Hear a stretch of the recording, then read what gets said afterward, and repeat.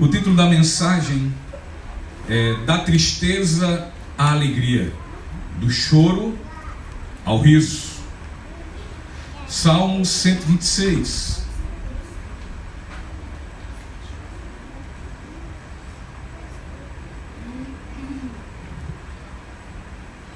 Vamos ler o salmo todo, compreende 6 versículos, e assim diz: Quando o Senhor trouxe os cativos de volta a Sião, foi como um sonho.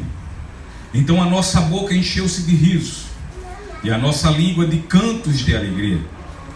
Até nas outras nações se dizia: o Senhor fez coisas grandiosas por este povo. Sim, coisas grandiosas fez o Senhor por nós, por isso estamos alegres. Senhor, restaura-nos, assim como enches o leito dos ribeiros no deserto. Aqueles que semeiam com lágrimas, com cantos de alegria colherão. Aquele que sai chorando enquanto lança a semente, voltará com cantos de alegria, trazendo os seus feixes. Queridos, alguns meses atrás, eu, juntamente com minhas irmãs e outras pessoas da nossa família, nós fomos à Fazenda Subinho, conhecido aqui, acredito, da maioria, lá no município de Sumé, a fazenda da propriedade da nossa família. E fomos lá para um momento especial da família, um momento particular da família. E ali sentimos todos nós muito bem aconchegados pelo momento que foi vivido. Passamos a comentar neste dia lembranças das experiências que vivenciamos juntos durante décadas. E portanto, queridos, contamos muitas histórias. E no meio dessas histórias demos muitas risadas.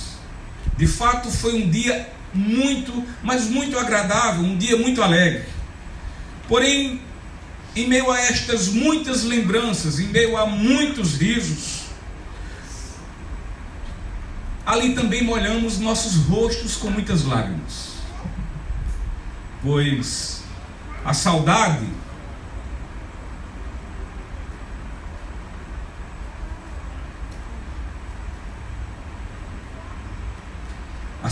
ardia em nossos corações. E ardia essa saudade, visto que alguns dos que fizeram parte das histórias que lá comentamos, que falamos, que contamos, já haviam falecido, já não estavam junto de nós. Assim como também lembramos de histórias que não eram tão muito alegres, na verdade algumas histórias tristes, que se pudéssemos nunca teríamos vivido. Portanto, foi de fato um dia que lembramos de acontecimentos tristes. Contudo, encerrou-se com alegria. Foi um dia em que choramos, mas ao fim, o sorriso tomou os nossos rostos. E o Salmo 126, ele é um tanto semelhante a este relato que agora contei a vocês. Fala de momentos difíceis, fala de momentos dolorosos, ou pelo menos lembra de momentos dolorosos, leva a lembrar de momentos amargos, mas também de situações alegres, de situações prazerosas, de situações ternas. Este salmo, ele exprime alegria, pois afinal o salmista, ele louva a Deus porque Deus, de forma soberana, permite aquele povo voltar do exílio de 70 anos no cativeiro babilônico. Esse povo havia se rebelado contra o seu Deus. Esse povo se tornou idólatra como os povos pagãos. Esse povo se associou a esses outros povos. Esse povo deixou-se ser influenciados quando ele deveria influenciar. E dessa forma, por terem pecado de uma forma tão assintosa, uma forma tão obstinada, Deus, como castigo, os deixou serem conquistados e subjugados pelos inimigos. Contudo, em tudo que o Senhor faz, em tudo, sempre há um propósito. Portanto, Deus não os esqueceu. E ao fim, no seu tempo, no tempo de Deus, Ele permitiu que o seu povo, que aquele povo voltasse à sua terra. Eles voltaram a Jerusalém, mas sua cidade estava em ruínas. O templo onde eles adoravam o seu Deus e único Deus vivo, não passava de restos de madeiras completamente queimadas. De fato, ali estava um cenário muito desolador. Porém, queridos, o importante nisso tudo é que o povo, aquele povo de Deus, estava de volta à terra que havia sido dada pelo Senhor há muitos séculos atrás. As lembranças eram muito tristes. Os que os olhos viam era desconfortador, mas ao mesmo tempo viviam como quem realizava um sonho. E assim, cheios de alegria, tomados por risos, eles passavam a entoar louvores a Deus. Entretanto, queridos, as nossas vidas, elas não são construídas só de alegria. As pessoas pertencentes àquele povo viveram como exiladas, e acabavam elas de chegar em sua terra. O exílio foi um momento de conserto. O exílio foi um tempo de completa disciplina. E olha, um recomeço após uma disciplina, via de regra, quase que sempre, não é nada fácil. Mas a vida é assim. Aqui e acolá, nós estamos recomeçando em nossas vidas. Entretanto, quando temos nossa esperança nas promessas de Deus, nós então somos animados nele e por ele. E assim Deus, Ele nos ajuda e nos ergue quando o abatimento nos atinge. E queridos, no Senhor nós podemos esperar encontrar uma perfeita e especial alegria. Não é uma alegria qualquer, mas é perfeita e é especial. Pois em nada que nele venhamos esperar, nós esperamos em vão. Ainda que a angústia venha nos invadir, mas se nós permanecermos e esperarmos no Senhor, a sua alegria nos refugia, nos fortalece e nos socorre. Ele é nosso socorro bem presente. Ele é nosso refúgio. Ele é nossa fortaleza. Então, queridos, por confiarmos no Senhor, caminharemos como peregrinos ao nosso destino e caminharemos de bênção em bênção, de bênção em bênção. E nesse caminho nós seremos semeadores. Iremos operar por meio da fé, através do amor, o que nos dará bênção após bênção, e ao fim haveremos de ter uma colheita sublime, prazerosa e gloriosa. O pastor Charles Spurgeon, ele diz que este salmo é um salmo de conversão. E o próprio Spurgeon, ele intitula este salmo da seguinte forma: levando o cativo o cativeiro. Ele diz que este salmo, ele pode ser usado para expressar o arrebatamento de uma alma perdoada quando a ira do Senhor se afasta dela. E de fato, Este salmo, queridos, ele fala do passado de um indivíduo. Ele fala do presente, mas ele fala também do futuro de um indivíduo que teve sua vida resgatada pelo poder glorioso da graça de Deus. Portanto, dito isto, eu quero junto com vocês analisarmos os versículos desse salmo e podermos entendê-lo melhor para a edificação de nossas vidas e para a glória de Deus. Versículo 1 eu quero ler com vocês. Diz: quando o Senhor trouxe os cativos de volta a Sião, foi como um sonho.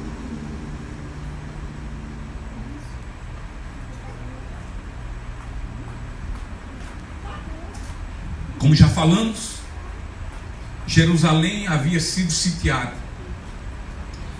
Ela foi saqueada. Ela foi ferida pelos inimigos. Mas o que causou isso? Por que aconteceu isso com Jerusalém? A geração de israelitas que receberam do Senhor a terra prometida e assim a conquistou, permaneceu essa geração fiel ao Senhor. E assim também a geração posterior, a segunda geração, também foi fiel. Entretanto, a terceira geração, ela desconheceu completamente a aliança do Senhor e passou a entregar-se à idolatria. Isto ocorrendo, Deus então se levanta contra aquele povo. E olha, queridos, se Deus é por nós, quem será contra nós? Agora, se Deus é contra nós, segura o tombo aí. E como diz a história, o buraco é mais embaixo. Então Deus levanta-se contra aquele povo e permite que 7 nações inimigas invadissem, saqueassem aquela nação, aquele povo, subjugassem também aquele povo e destruíssem a terra de Israel. Às vezes queremos agir com Deus como parceiros. Não é muito bom, não. Deus é nosso Senhor. Ele é o Deus criador do céu e da terra. É um Deus que nos ama, é verdade. E nos amou provando, entregando o seu Filho em favor de nós, pobre, miserável pecador. Sim, Ele é misericordioso. Se não fosse, o que seria de nós? Agora, Ele não é parceiro da gente. Não é. Então Deus deixa aqueles israelitas obstinados, rebeldes.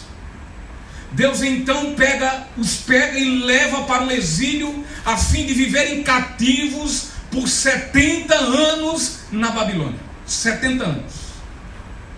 O castigo, a disciplina. Passado o tempo de castigo, passado o tempo de conserto e de disciplina, os israelitas foram libertos e reconduzidos à sua terra. Assim, eles ficaram como quem não acreditaram quando isso aconteceu. Eles ficaram, quando souberam que voltariam para sua casa, eles ficaram como se estivessem sonhando. Eles estavam em meio às aflições. Eles passaram a trazer então em suas mentes o longo período de tribulação, o longo período de lamentação que a nação viveu. E assim eles enxergam o supremo e grandioso livramento que o Senhor os deu. E eles então se sentem-se completamente consolados. E queridos, a angústia havia tomado as vidas deles. Porém, ao serem trazidos de volta para casa, esta angústia, ela de forma portentosa, ou seja, ela de forma milagrosa, desaparece como num sonho. Como num sonho. Ao tempo que a alegria ocupa suas vidas, quando a angústia desaparece, a alegria invade e ocupa as suas vidas, ocupa as suas emoções. E da mesma forma também o faz sobrenaturalmente. Que de tão maravilhosa e boa que era, parecia nem ser verdade. Ou melhor, parecia como um sonho. Aí eu estou sonhando. O cativeiro havia sido algo grande demais. No entanto, a libertação era infinitamente maior. A libertação era do tamanho do Deus libertador. A libertação, queridos, fora algo inimaginável. Ninguém imaginava. Era algo que nós não poderíamos pensar ou imaginar o que Deus poderia fazer por nós, como Paulo fala. Inimaginável. Essa libertação foi algo indescritível. E essa libertação gerou uma alegria interior indizível, ou seja, uma alegria que não tem nem como dizer, como explicar. Ter sido libertado daquele cativeiro opressor era algo tão bom, mas tão bom, que parecia um sonho. Eu não sei se acontece com vocês, mas creio que sim. Às vezes nós estamos sonhando algo muito bom. E quando menos esperamos, nós acordamos. E vem logo na nossa mente a vontade de voltar a dormir para começar a sonhar de onde paramos.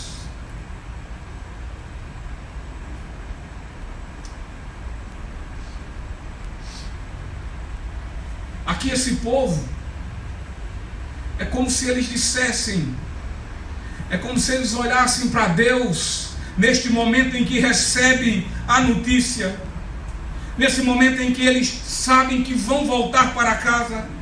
É como se eles chegassem para Deus e dissessem: meu Deus, fomos libertos do cativeiro e estamos chegando em casa mesmo.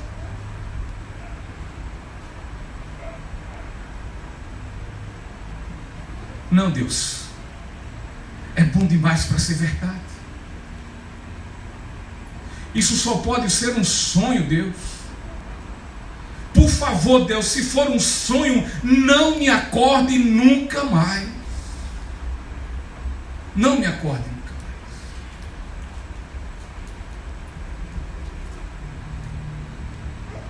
mais. Ali havia um povo que durante muitos anos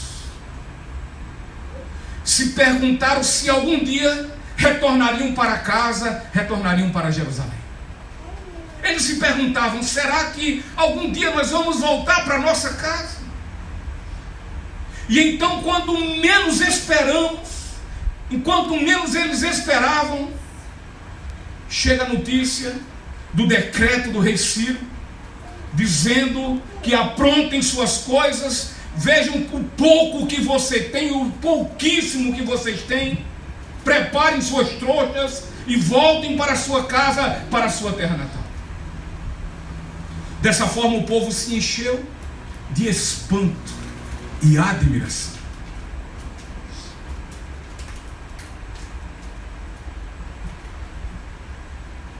Eu tenho por certo que este versículo 1, ele terá muito mais ainda sentido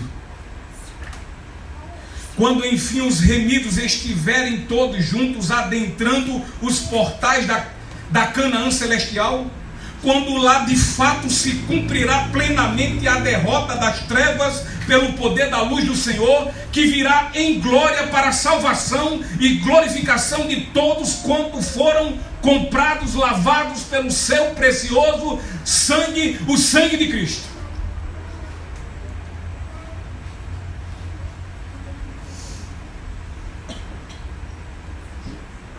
Pois tal momento será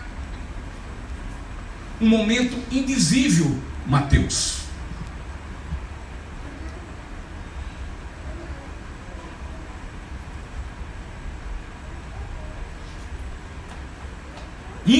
infinitamente além de todas as nossas expectativas. Sendo assim, quando estes contemplarem a glória do Senhor, e dessa vez, eles quando contemplarem a glória do Senhor, eles vão fazer dessa vez de face a face.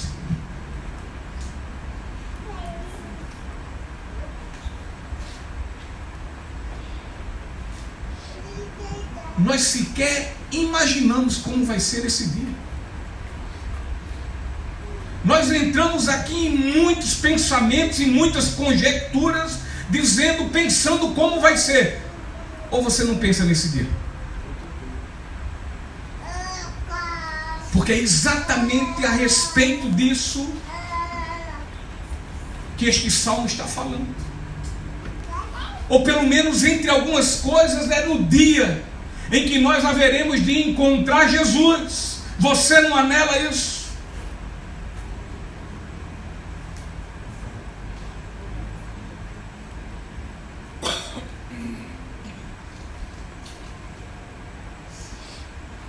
Será como um sonho.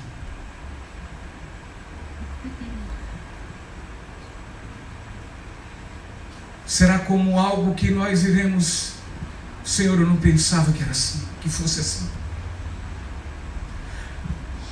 A minha mente é muito miúda para entender o quão glorioso vai ser esse dia quando eu ficar diante do meu Senhor face a face. Talvez muitas pessoas não pensem muito nisso, sabe por quê? Porque na verdade não anelam conhecer o Senhor.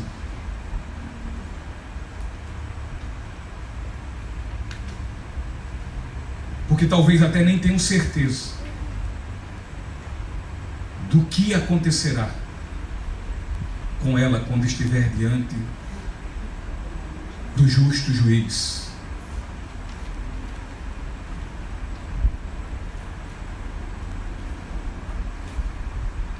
Estarmos diante do Senhor é dizer a Ele: meu Senhor, é muito bom, Senhor. Eu nem imaginei que era assim. Não, Senhor, na verdade isso não é muito bom, isso é mais do que isso. Isso é melhor. Talvez nós estejamos diante dele e dizer: Senhor, é isso tudo mesmo? E diremos: ah, Senhor, parece um sonho. Parece um sonho eu estar aqui. Este salmo deve nos fazer lembrar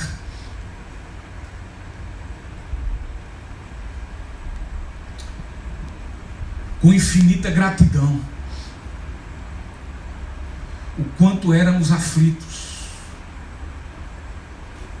o quanto vivíamos sem esperança. E sabe por quê? Porque nós não tínhamos Deus. Lembra da sua vida sem Deus?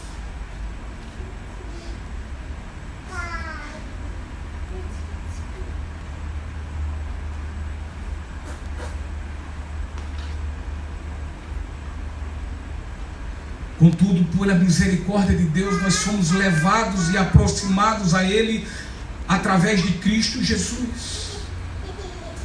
E dessa forma Ele, o Filho Jesus, Ele estabelece nesse instante a paz, quando Ele destrói o muro da inimizade que nos separava do Pai.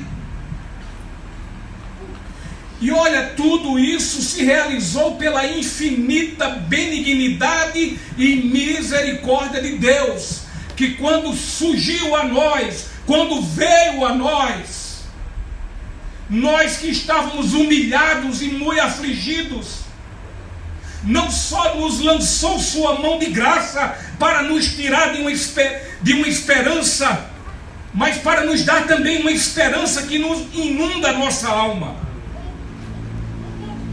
e faz nos encher de uma alegria que é indizível. Portanto, aquele que de forma misericordiosa nos salva do inferno, transforma o cativeiro da humilhação em bênção de inigualável alegria, que nos tira do inferno, transforma o cativeiro da humilhação, da aflição, da opressão, em bênção de inigualável alegria. E assim ficamos como quem está sonhando. Versículo 2.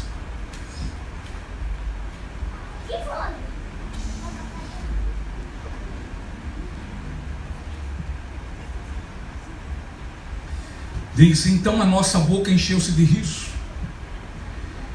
e a nossa língua de cantos de alegria. Até nas outras nações se dizia: o Senhor fez coisas grandiosas por este povo.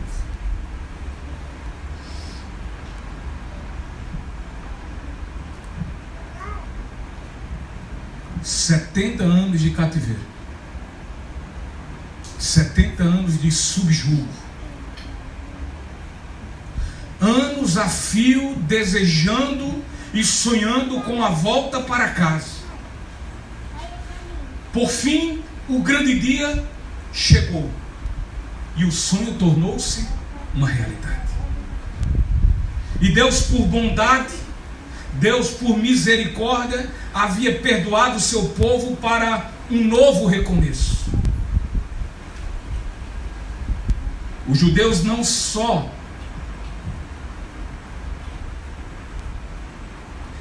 esperavam tanto isso, e esperavam de uma forma tão desejada, que esse povo judeu era um povo por si só, já um povo muito falante, é um povo animado. No entanto, neste momento de graça pela libertação do cativeiro, aquele que era falante torna-se mais falante ainda, e fala em voz muito mais alta. Durante 70 anos viveram de forma opressiva, e agora chegará a hora de exultarem numa alegria incontida e desenfreada. Ao tempo que arrumavam suas coisas para ir embora da Babilônia, eles riam e cantavam de uma forma tal que já há muito tempo não faziam. Era de fato uma alegria incontida. Eles queriam expressar o quanto estavam alegres. Eles queriam mostrar a todo mundo. Contudo, quando eles tentavam abrir suas bocas para falar, delas só saíam do que suas bocas estavam cheias. Ou seja, só saíam risos e mais risos. E quando tentaram que suas línguas dissessem algo, o que veio foram somente cantos de alegria. Eles só passaram a cantar. Eles não conseguiam falar. Eles riam e cantavam. Quem sabe cantavam como muitos cantam com as bandinhas. A alegria está no coração de quem já conhece a Jesus. A alegria só pode ter aquele que já conhece a Jesus. O sentimento mais precioso que vem do nosso Senhor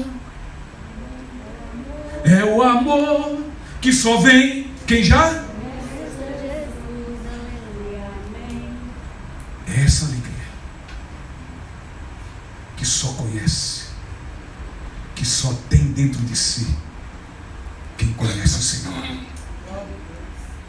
quem conhece o amor de Deus. E assim estava esse povo.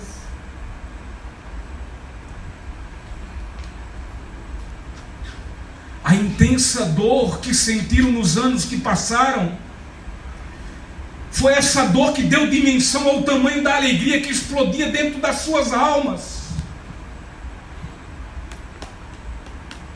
E a intensidade da perturbação do cativeiro deu compreensão ao valor de tão gloriosa libertação. Só sabe o tamanho dessa alegria, dessa felicidade, quem foi liberto. Quem nunca foi, não sabe não.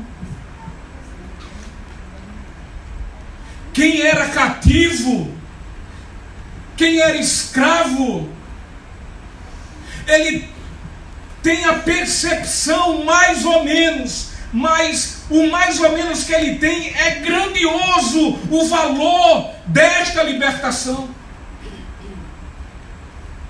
É só quem foi liberto que sabe o valor de ser libertado. Quem nunca foi, não dá valor. Queridos, quando um indivíduo é liberto pelo Senhor, este torna-se liberto para o Senhor. Ele não torna-se liberto para si próprio, mas para o Senhor. E sabe por quê? Porque ele entende do quanto o Senhor o encheu e abençoou com as riquezas da sua graça. Ele entende. E dessa forma, sendo enriquecido pela graça de Deus, este passa a ser riquíssimo em gratidão ao Senhor.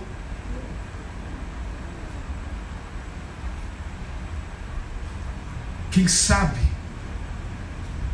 o quão rico é da graça de Deus?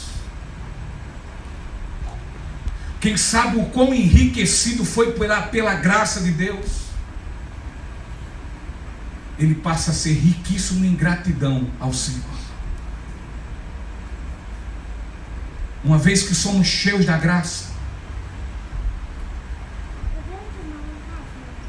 também somos cheios de gratidão ao Senhor da graça. Senão, nunca vai ser grato. O versículo 1, ele fala da grandeza da obra de Deus quando libertou o povo do cativeiro. Olha o que o versículo diz, ele diz: quando o Senhor trouxe os cativos de volta.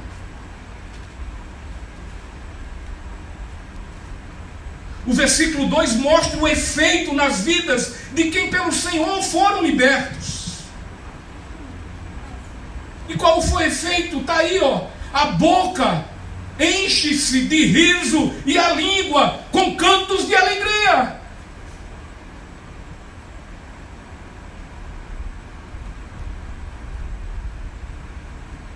Portanto, se nós não entendemos o número 1, versículo 1, o 2 também não entenderemos. Se não entendemos o quanto fomos libertos, não teremos a compreensão do quanto temos que ser gratos.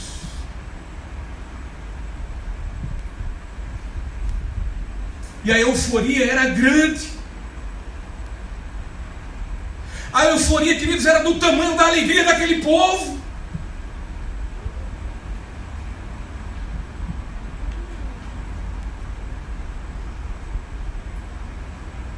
E assim as nações deram conta do que estava acontecendo. As nações vizinhas, entre elas, tinham algumas que odiavam Israel. E elas ficaram estupefatas, elas ficaram perplexas e muitíssimo admiradas com o que estava acontecendo com aquele povo, inclusive as nações que odiavam Israel. E assim elas mesmas abriram suas bocas. Estas nações, as inimigas, as pagãs, as incrédulas, elas abriram suas bocas e confessaram as grandezas que o Senhor de Israel havia proporcionado àquele povo, e falavam: o Senhor fez coisas grandiosas por este povo.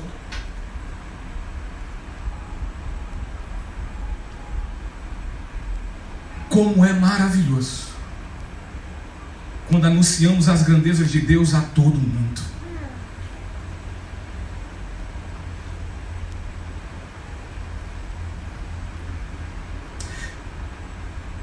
Como é abençoador ver pessoas que não conhecem a graça de Deus, não sabem nada sobre a graça de Deus, no entanto, ainda sem conhecer, ainda sem nenhuma compreensão, completamente ignorantes, mas ainda assim eles exaltam o Senhor, dizendo: o Senhor fez coisas grandiosas por este povo, o Senhor fez coisas grandiosas por você, Edson, o Senhor fez grandes coisas por você, Alan.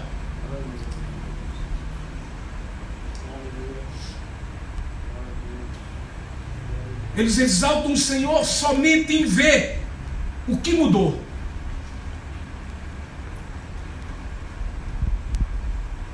Mas quer ver mais sublime ainda? E que eu vejo muito crente que não está nem aí com isso. É quando anunciamos estas grandezas e os que nos escutam glorificam a Deus. E melhor agora, não só glorificam, mas se unem a nós em alegria, com suas bocas cheias de riso, pois sentem-se completamente libertos, vivendo um sonho realizado.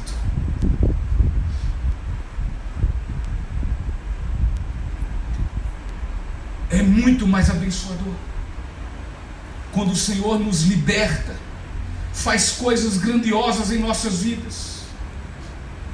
Isto visto pelas pessoas incrédulas, elas olham e creem no nome do nosso Deus.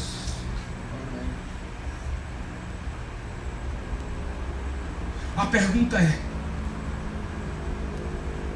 o Senhor fez coisas grandiosas na sua vida? Se fez, me diga uma coisa: as nações, as pessoas ao redor têm visto isso? As pessoas têm visto essas grandiosas coisas.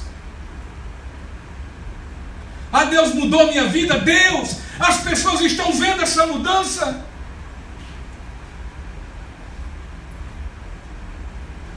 Você tem cantado: Jesus Cristo mudou o meu viver. Jesus Cristo mudou o meu viver. Mas estão vendo? Estão, Mateus? Estão vendo?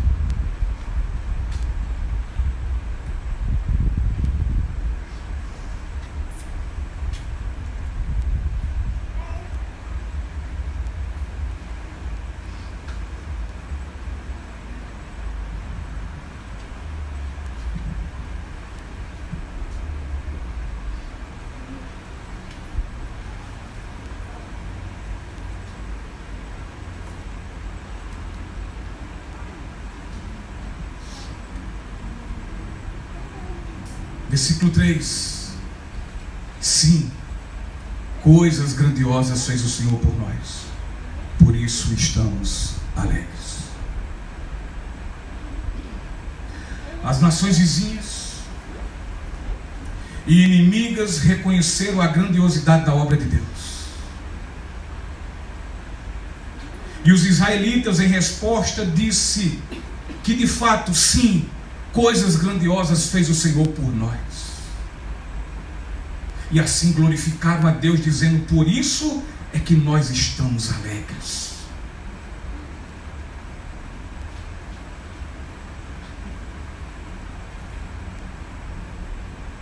Os israelitas estavam atônitos com o que o Senhor muito havia feito, e portanto se admiravam.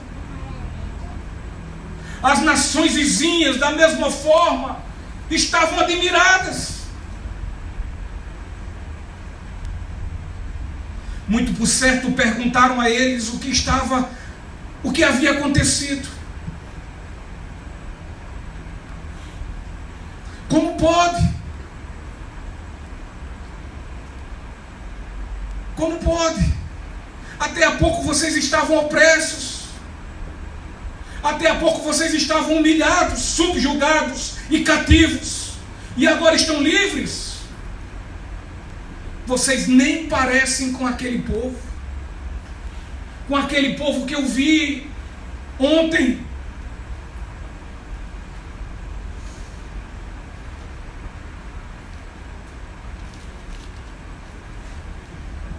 Vocês estão diferentes. Me digam o que aconteceu.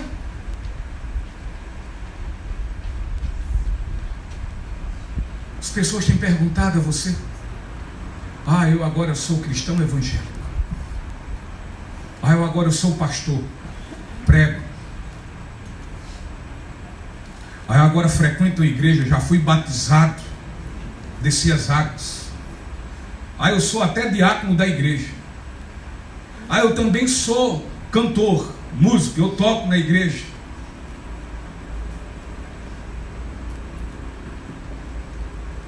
E mediante todas essas informações, eles estão dizendo: rapaz, eu não vejo nada de diferente em você, você continua o mesmo.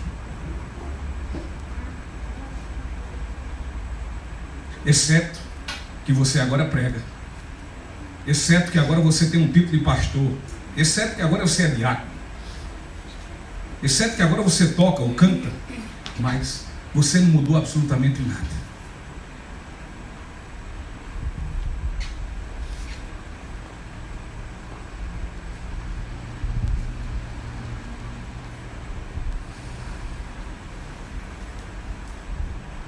Com relação à pergunta que possivelmente fizeram naquelas nações pagãs, disseram: o que foi que aconteceu com vocês? Como foi que de uma hora para outra vocês eram escravos, subjugados, cativos e agora estão libertos, cantando louvores? Vocês não param de rir, o sorriso está estampado. A única coisa que eles puderam dizer: isso é a alegria do Senhor nas nossas vidas. Isso é alegria por sermos amados. Sim, mas me explique o que aconteceu, como foi isso? Eu tenho absoluta certeza que aquele povo olhou para aquela nação e disse: olha, as coisas do Senhor são inexplicáveis.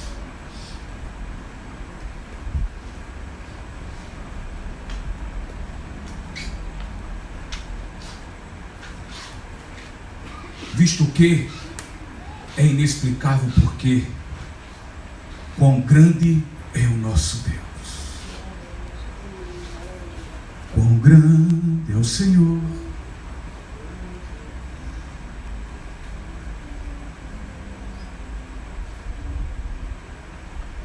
É inexplicável, Ele é grande. Ele é imenso. Imenso de que tamanho, de Janira? Ele é infinito. O nosso Deus é eterno. Tua música preferida, né?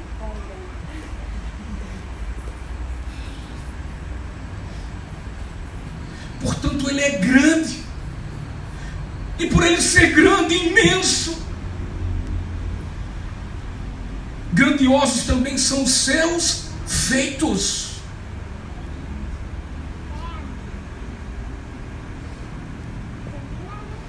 O que seu Sandoval e Dona Arnaldina não conseguiu fazer, Deus fez na vida do filho dele.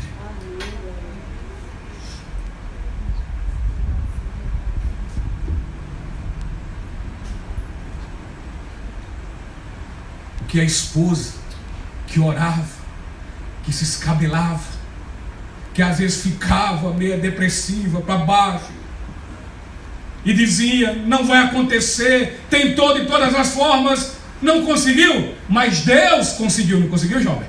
Amém, aleluia.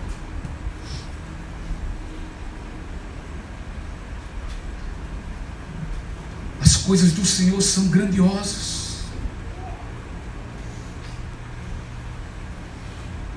O pastor Warren Wiersbe, ele citando o Dr. Robert Koch, ele diz o seguinte: se você é capaz de explicar o que está acontecendo, então não é obra de Deus.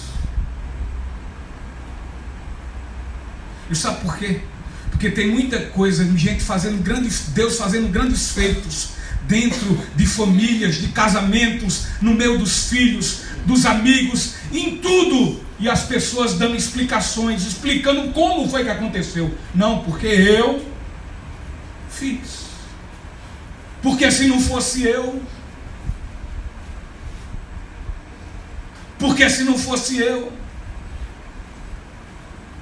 isso tudo estava um desmantelo.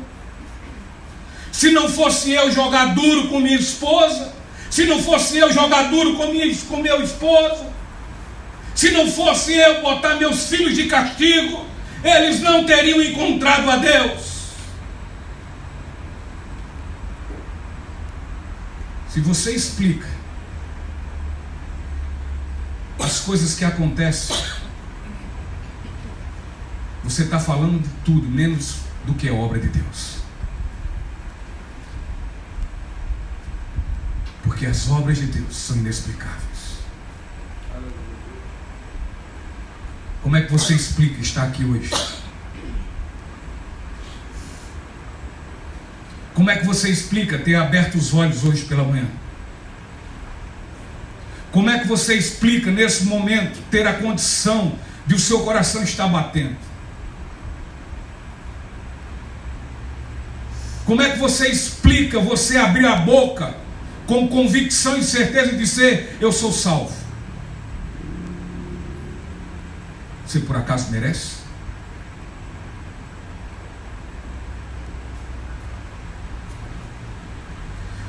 E queridos, vejam aqui que os israelitas, eles não perderam tempo, Roberta, eles não perderam a oportunidade de dar glória a Deus, de dar a glória a Deus. As nações pagãs e incrédulas, ainda sem nada entender, afirmaram que o Senhor havia realizado um grande feito ao povo de Israel. E aquele povo, sem titubear, sem hesitar, não deixaram passar a chance de concordar com eles e com muita alegria dizer: sim, de fato, coisas grandiosas fez o Senhor por todos nós.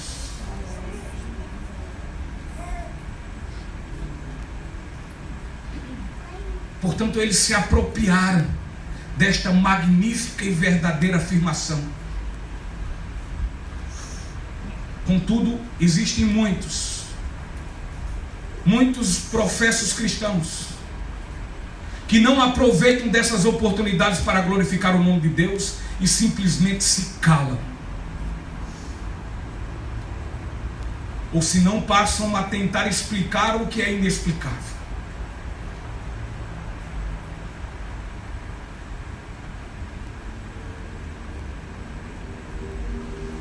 Quando nós procedemos dessa forma, nós estamos roubando a Deus.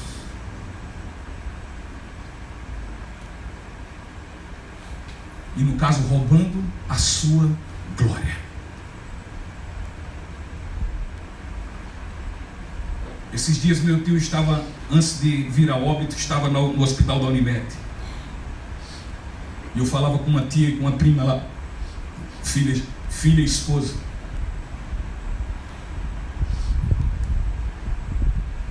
E ela chegava, fazia algum tempo que eu não via essa prima, ela dizia: mas Sérgio, tu é pastor? Sou. Mas Sérgio, me diga uma coisa, que eu me lembro da nossa adolescência. Eu me lembro de você ainda adulto, quando você ainda fazia isso ou aquilo. Eu me lembro, tá aí papai aí, tá morrendo por conta do cigarro, me lembro que você fumava tanto quanto ele. O que aconteceu? Olha, foi muita força de vontade sua. Disse, não. O que aconteceu, minha prima, é porque grandiosas coisas o Senhor fez na minha vida.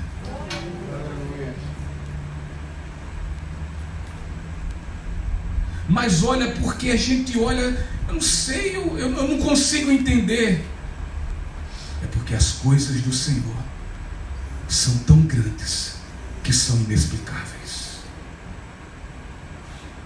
Mas o que Ele fez na minha vida pode fazer na vida de qualquer outro.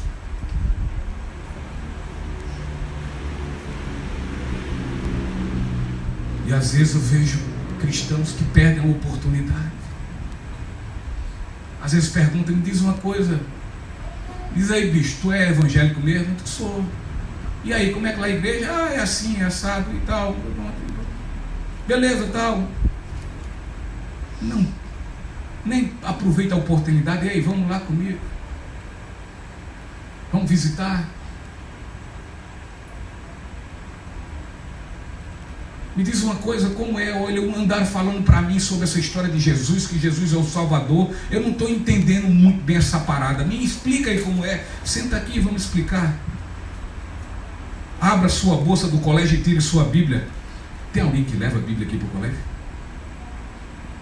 Para a faculdade? Para o trabalho?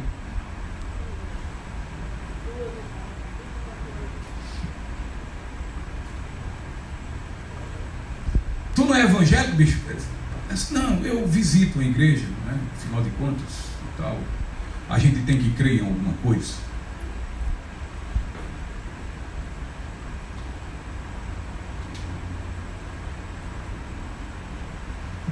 Perdem as oportunidades, roubando a glória de Deus.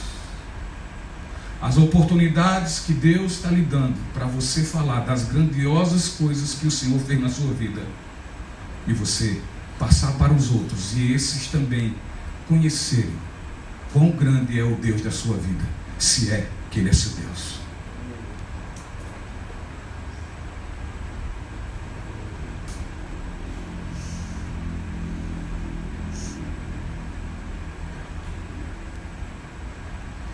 Todo ser humano que um dia foi liberto do cativeiro, como prova de sua libertação, estará com a sua vida em pura felicidade.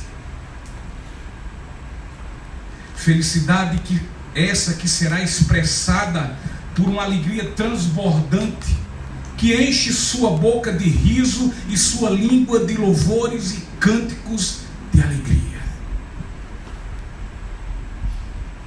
Versículo 4.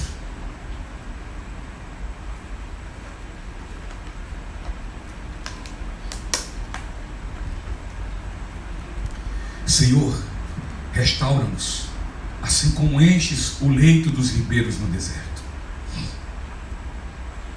O povo voltaria para a sua terra, porém as coisas por lá não seriam nada fáceis. Jerusalém havia sido devastada. Eles não tinham condições por si próprios de recomeçar. Na versão King James de 1611, esse versículo diz da seguinte forma: traze-nos outra vez do nosso cativeiro, ó Senhor, como os córregos do sul. Aqui é uma oração lembrando que no passado o Senhor havia libertado o seu povo de um outro momento de cativeiro. E dessa forma a oração é um pedido para que o Senhor repita mais uma vez o que de forma sobrenatural realizou lá no passado. Ou seja, aquele povo está no momento em que ele diz: eu preciso, Senhor, nós precisamos sermos restaurados. Eles precisavam nesse instante trabalhar para voltar quando voltassem para casa. Mas eles precisavam que ali Deus os abençoasse. Abençoasse seu trabalho. Abençoasse a obra que Deus estava dando em suas mãos. A reconstrução. O recomeço. Eles precisavam de recursos, eles precisavam de trabalhadores, mas eles precisavam especialmente da proteção de Deus sobre eles. Aí eles foram libertos, sim, e agora? Iam para casa, e lá quando chegaram, como era? Estava lá suas casas, tudo lá prontinha, pintadinha, para o final do ano.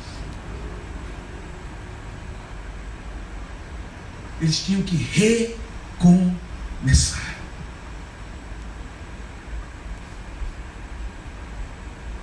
Um Portanto, eles oram ao Senhor e diz: Senhor, restaura-nos, assim como enches o leito dos ribeiros no deserto.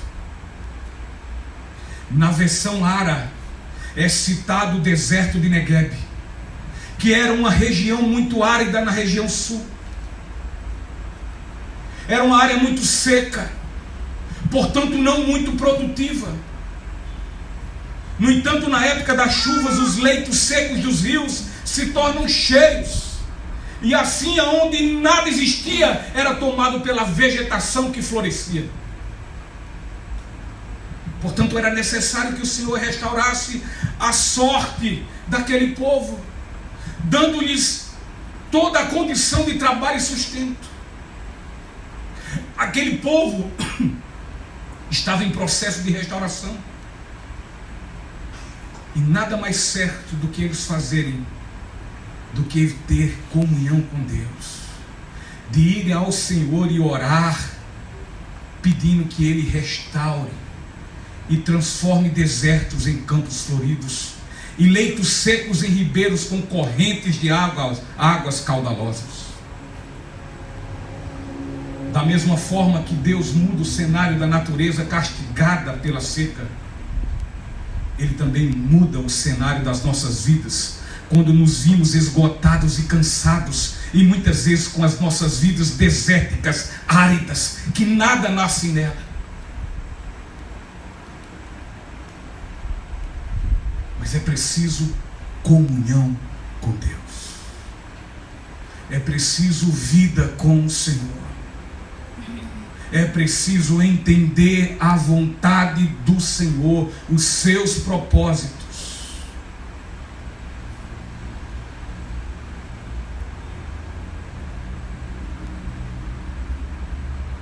Que não venhamos esquecer que o Senhor, que no passado nos tirou e libertou da escravidão do pecado e de Satanás,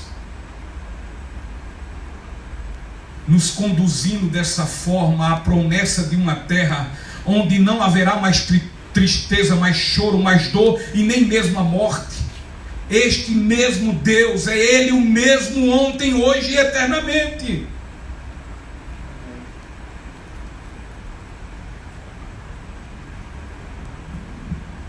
Não importa o cativeiro que possamos estar enfrentando, pois aquele que nos tirou antes é o mesmo que pode nos fazer voltar hoje.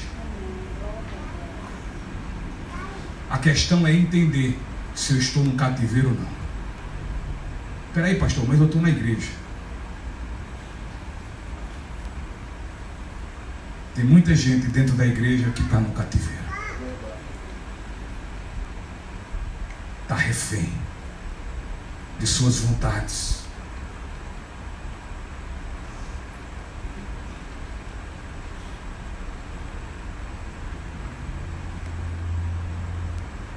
O campo, nós todos somos igrejas, membros de uma igreja, e como membros, como membros somos campo fértil do Senhor, aonde a palavra de Deus há de vir ser semeada como hoje está sendo, e então ela eclode, essa semente cresce e frutifica. Ocorre que tem muita gente hoje dentro da igreja que a semente é plantada, mas o seu campo não está fértil, porque o seu campo, a sua vida virou um cativeiro, está mais deserto, mais árido que toda a seca existente em toda a terra. Nada nasce. A palavra é pregada, é ouvida, sai aqui, entra aqui e não faz efeito. Não faz efeito. Mas se Ele lhe tirou do cativeiro lá atrás, o cativeiro da incredulidade, do pecado, de Satanás, se Ele lhe arrastou, se Ele lhe tomou das mãos de Satanás, Ele é o mesmo que pode lhe tirar desse cativeiro que você está vivendo, dessa frieza espiritual.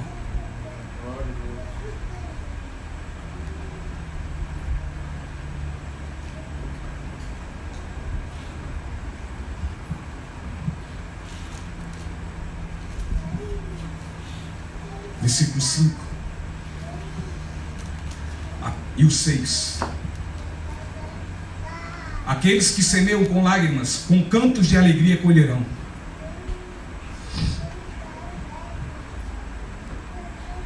Aquele que sai chorando enquanto lança semente, voltará com cantos de alegria, trazendo os seus feixes.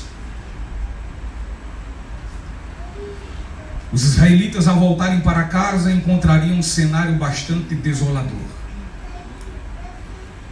Sua volta seria muito difícil, pois não teriam plantações de imediato. Eles precisariam começar do zero. Todo começo é muito difícil. Mas olha, eu penso que o recomeço é mais difícil ainda.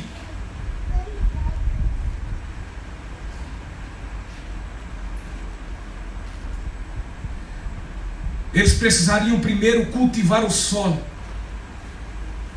Eles precisariam primeiro semear. E depois de algum bom tempo de espera, só assim poderiam colher.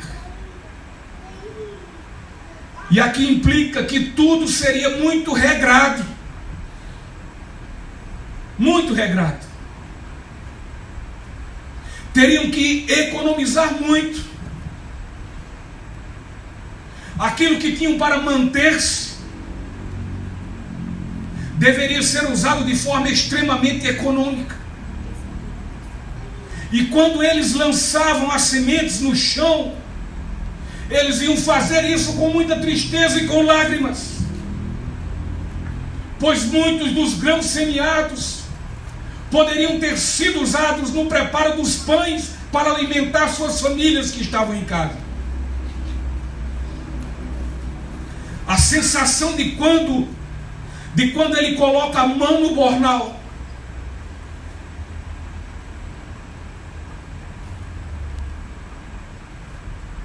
para pegar as sementes, para encher suas mãos de grãos e arremessá-las ao solo.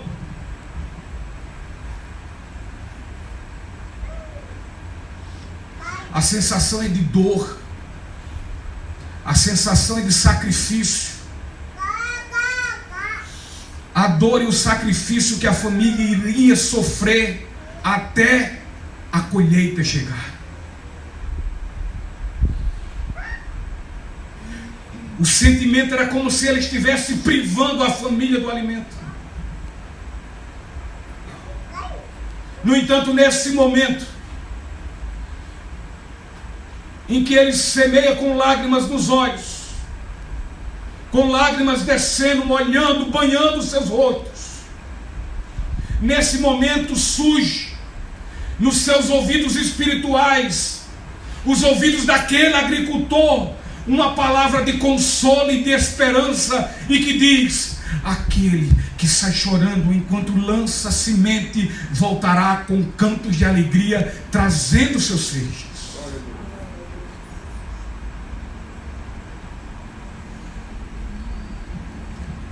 Portanto, dessa forma, ainda que em choro e lágrimas, o agricultor semeava a semente em confiança no Senhor, e o fazia convicto que ele multiplicará os grãos no tempo da colheita.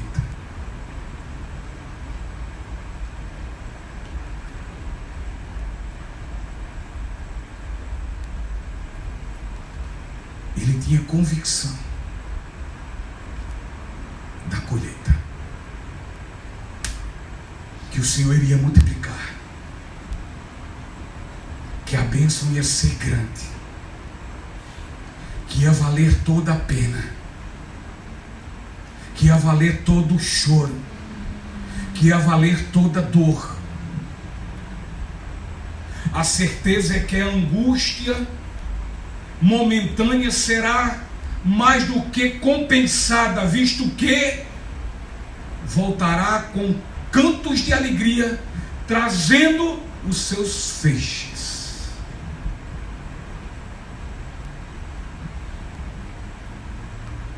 Você está dizendo: pastor, não estou entendendo nada. senhor está falando aqui de prosperidade financeira, de prosperidade empresarial ou agroindustrial. Eu vou ler Romanos 8, 12, 18 e vamos ver se seus ouvidos espirituais vão entender. Romanos 8, 18. Edson, por favor. Mais um pouquinho d'água.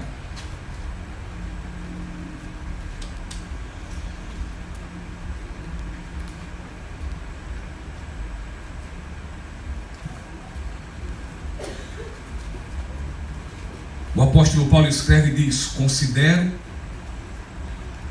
que os nossos sofrimentos atuais não podem ser comparados com a glória que em nós será revelada.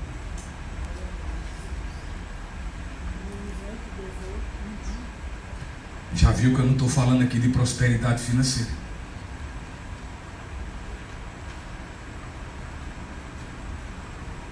Este versículo 6 pode nos ser aplicado da mesma maneira quanto a nossa vida cristã. Quando nós fomos libertos e salvos do cativeiro, isso ocorreu sem qualquer mérito. Nada fizemos e nada nos custou. Foi graça. Foi graça.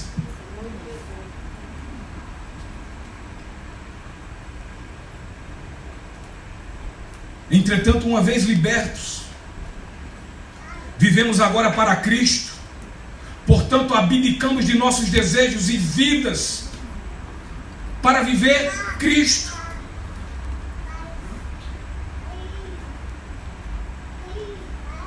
E fazemos isso a fim de vivermos de forma digna deste Evangelho, o Evangelho que dizemos que foi Ele que nos salvou. Não é mesmo, Edson? É isso aí.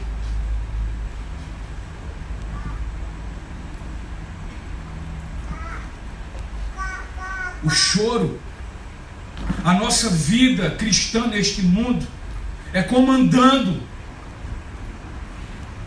com essa semente, semeando todos os dias, com choros dos olhos,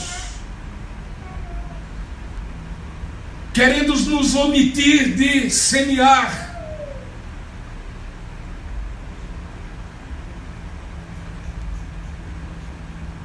querendo, melhor dizendo, nos privar dos nossos desejos, das nossas vontades.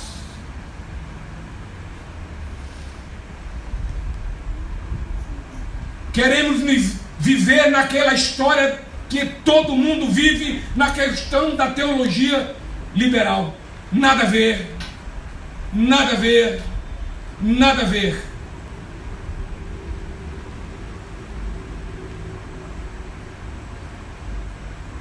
O viver para Cristo inclui sacrifício. O sacrifício para nos salvar, Cristo fez. Agora, para a vida cristã aqui nesse lugar, vivendo para a glória de Deus, quer coma, quer beba ou faça qualquer outra coisa, o sacrifício é nosso. A luta é nossa. Temos a ajuda do Senhor, mas precisamos nos colocar à mercê das suas vontades e dos seus decretos.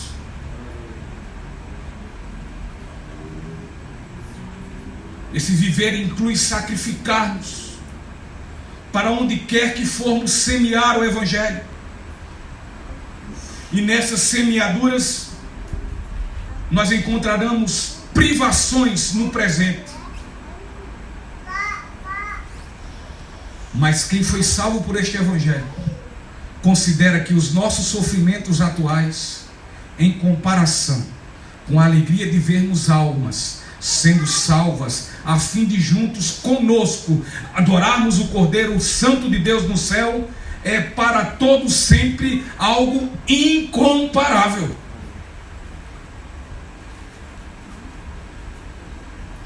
O grande problema é que hoje,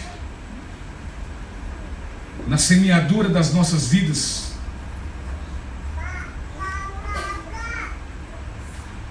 no sermos plantados todos os dias pela boa semente da palavra de Deus, nós a rejeitamos e recebemos cada vez mais o mundo e os nossos desejos.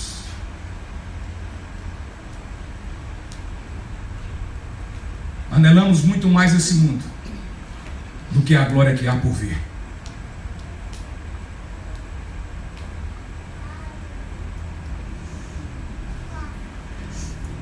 Se queremos viver anelando em nossas vidas, desejando ardentemente em nossos corações a ida ao Senhor Jesus Cristo quando Ele vier em glória e poder nos buscar, enquanto estivermos aqui, semearemos em meio a choros e lágrimas.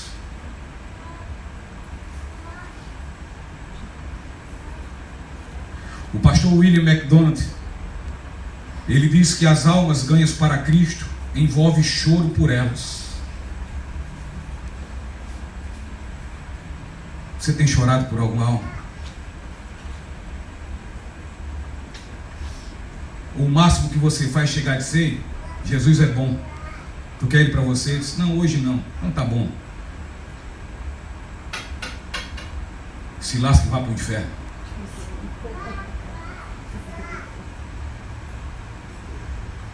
Você tem chorado pelas almas?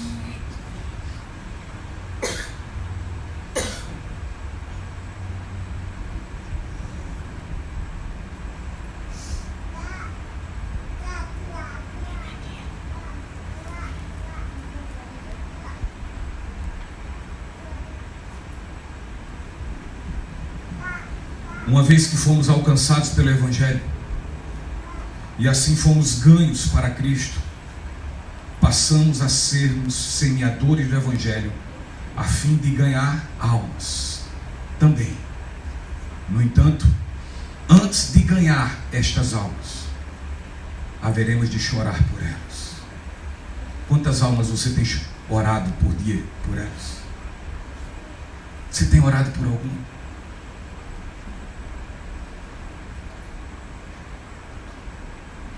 Você tem orado por alguma pessoa que necessita receber a graça que de graça você recebeu?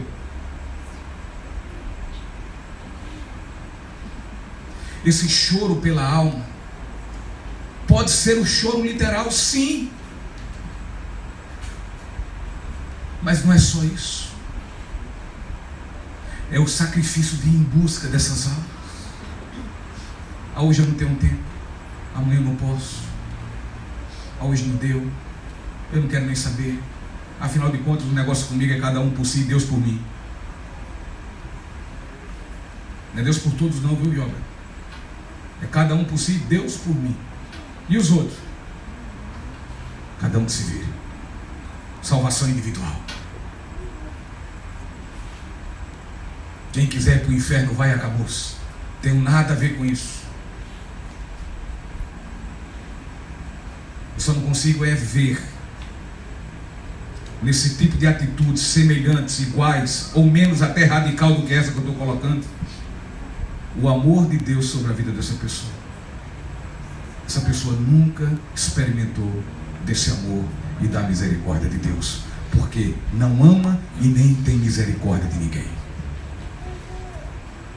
Sai para a igreja, não lembra de falar com ninguém. Sai para a igreja, não ora pelo culto.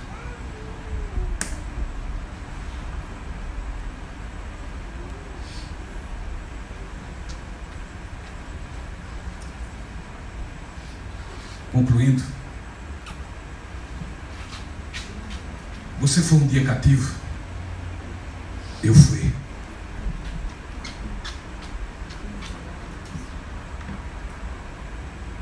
E se sua pergunta também, sua resposta também foi sim, então você sabe o quanto é maravilhoso ser liberto pelo Senhor. Você deve saber. Glória a Deus.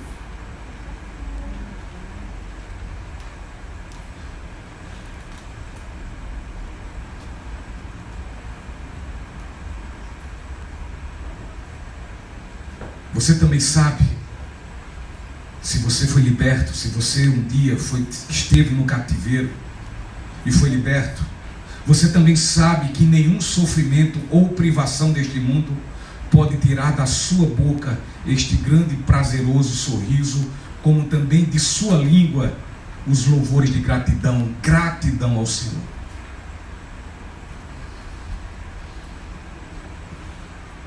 Você tem que saber, se você foi liberto, que isso é tão bom na sua vida que você está como quem sonha. Você não se esquece disso nunca. E quando você se lembra, seus olhos são banhados por lágrimas. E seu coração se enche e transborda de um amor grato ao Deus que te libertou.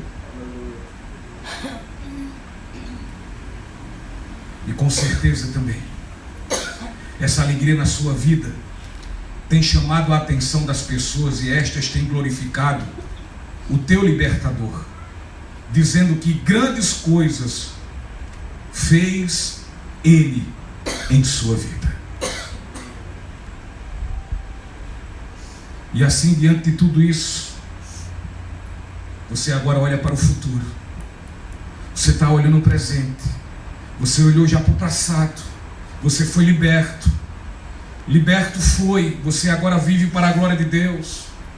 As pessoas veem em você as grandiosas coisas que o Senhor lhe fez. Agora você olha para o futuro. E mediante esse passado que viveu, mediante o presente que você tem vivido, você segue adiante agora, semeando a boa semente com lágrimas, na certeza que ao fim receberá a maior e mais imerecida recompensa, a coroa da glória. Em tudo isso que nós falamos, você vai ter a certeza que pela graça que você recebeu, pelo grande amor que você foi amado, você vai saber que todo sofrimento que você possa passar, que todo sacrifício que você venha a fazer, que tudo quanto você venha abdicar na sua vida,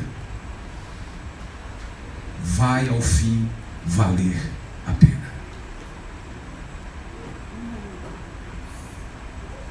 1 Coríntios, capítulo 15, versículo 58. Diz: portanto, meus amados irmãos, vou esperar vocês abrirem.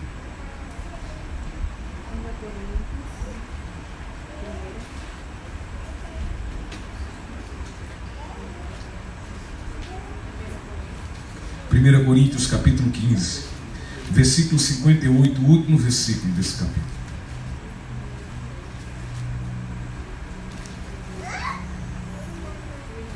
Portanto, meus amados irmãos, sede firmes,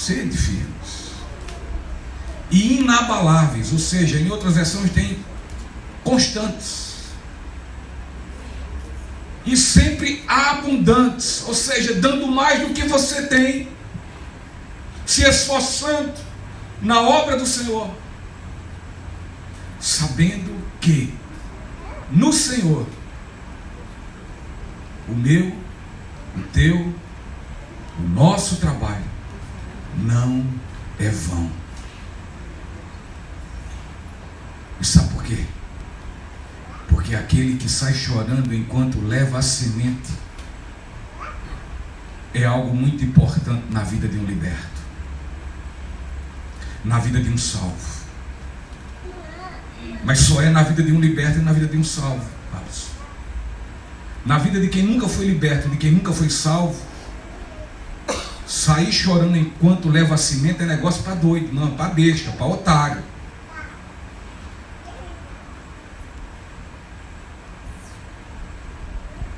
Agora, para quem foi, é algo importantíssimo na vida dele.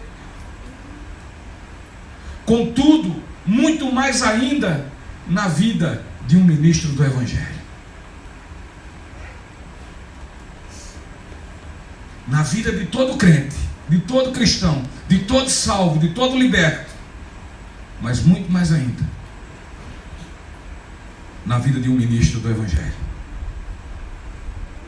porque ele semeia o Evangelho como algo de fato sublime para si, para ele próprio, mas ele diz, não só para mim, mas para os outros.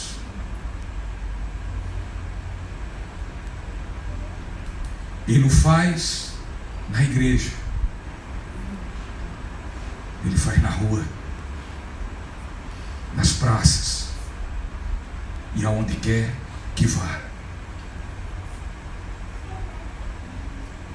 E quando ele faz isso, ele confirma seu ministério. E com toda certeza haverá ele de no último dia, quando voltar da sua sepultura, e quando este volta da sua sepultura, ele vem cheio de alegria, com um grande sorriso na boca, nos lábios, trazendo consigo seus feixes. E assim no céu, o seu libertador,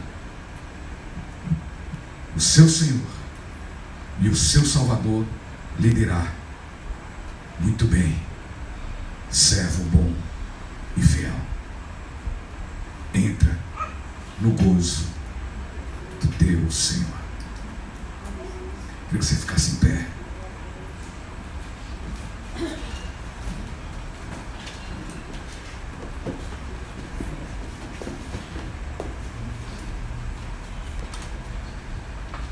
Eu queria que cantasse aqui um louvor. Agora, os meninos, eu gostaria que só ajudassem aqui o Alisson, porque eu acho que, não sei, talvez vocês não conheçam o louvor. É um louvor antigo, um louvor de velho, mas dá para vir, pode vir. De um cabo que está precisando ser restaurado. Porque não é possível que aquele negão não tenha sido um dia, sei lá, mas que ele canta e ele diz, olha aqui, a todo momento vai valer a pena.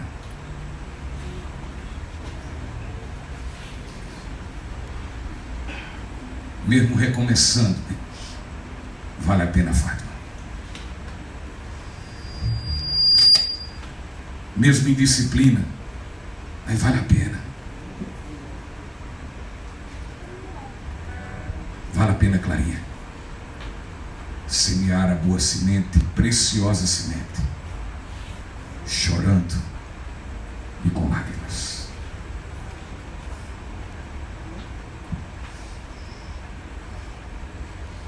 Vale a pena um dia nós encontrarmos no céu com o Senhor e Salvador de nossas vidas.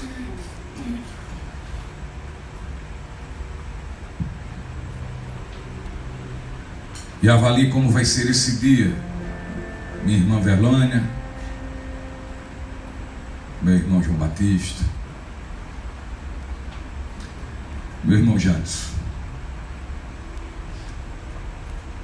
Podermos chegar diante do Senhor, servo bom e fiel, e a gente saber de bom a gente não tem nada,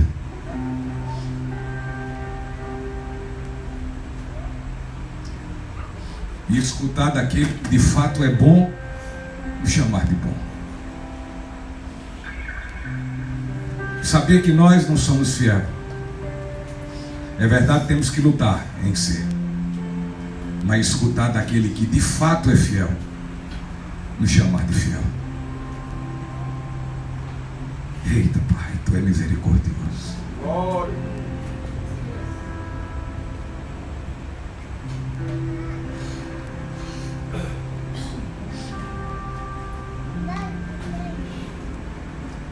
E dizer, entra na alegria do Teu Senhor.